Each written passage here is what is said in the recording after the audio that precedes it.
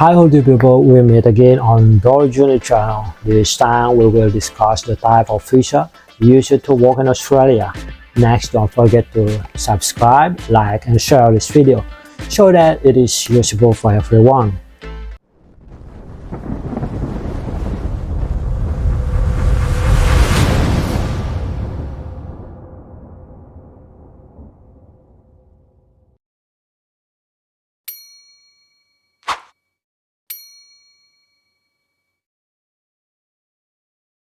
To be able to work in Australia, you must have supporting document, namely a work visa.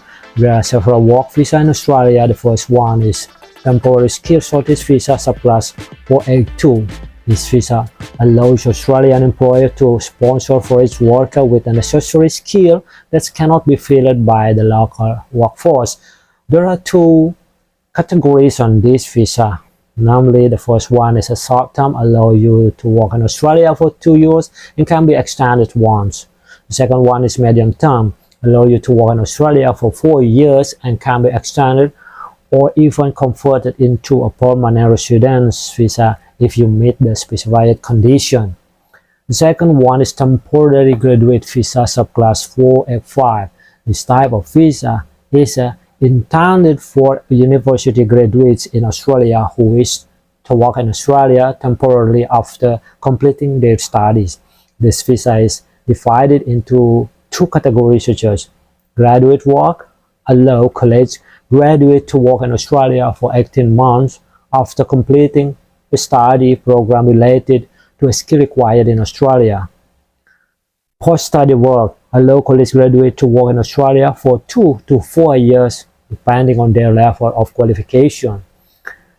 Number 3 is skilled regional visa subclass 887. This Australian work visa is intended for foreign workers who have worked in Australia for at least 2 years and wish to become permanent residents in Australia. Requirements include being eligible for a temporary skilled shortage visa subclass 482, skilled employee sponsored regional subclass 494, skilled work regional professional subclass 491, or either work visa as well as living in regional Australia for at least 2 years. Number 4 is business talent visa subclass 132. This visa is for entrepreneurs or investors who want to start or expand their business in Australia. There are two categories in this visa. Significant business history allow individuals who have earned a successful business in the past to settle in Australia. The second one is venture capital. Entrepreneurs enable individuals who have obtained venture capital funding in Australia to start new business in Australia. Number 5 is temporary work visa for international relations subclass 430. No, I mean 403.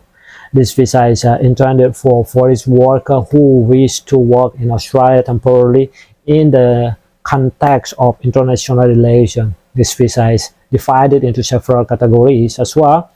The first one is government agreement, whereas the Australian government can employ foreigners for certain jobs. For its government agency, namely for its consulate or embassy staff to work in Australia.